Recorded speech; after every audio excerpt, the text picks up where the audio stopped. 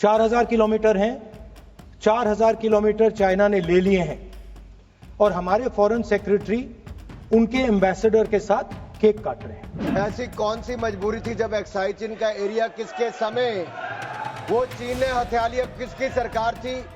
कब हिंदू चीनी भाई भाई कहते रहे और पीठ पे छुरा घोंपने का काम किया था?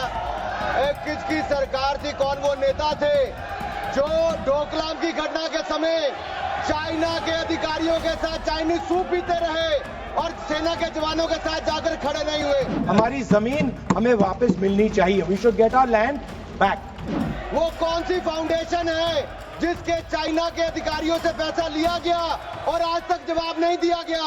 क्या राजीव गांधी फाउंडेशन ने वो पैसा लिया था? तो क्यों पैसा लिया था? किस काम के लिए पैसा लिया था?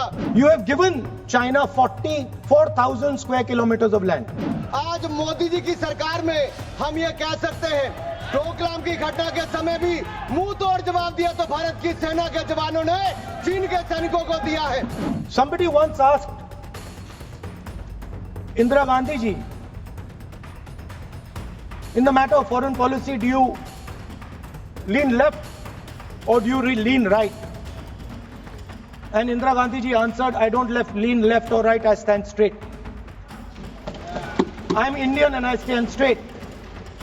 And the BJP and the RSS have a different philosophy. When asked, do you lean left or do you lean right? They say, no, we bow our head right in front of every foreigner that comes in front of us.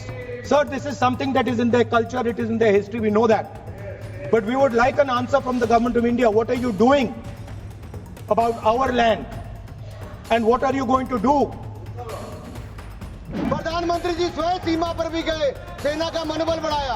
रक्षा मंत्री जी गए, 1 inch जमीन भी भारत की कोई नहीं हथिया पाया। What are you going to do about this tariff that our ally has imposed on us? कुछ लोग चीन के साथ मिलकर झूठे आरोप लगाते हैं और अपनी राजनीतिक रोटियां सेकते हैं। ये केवल राजनीति करते हैं, इनको कुछ नहीं मिलने वाला।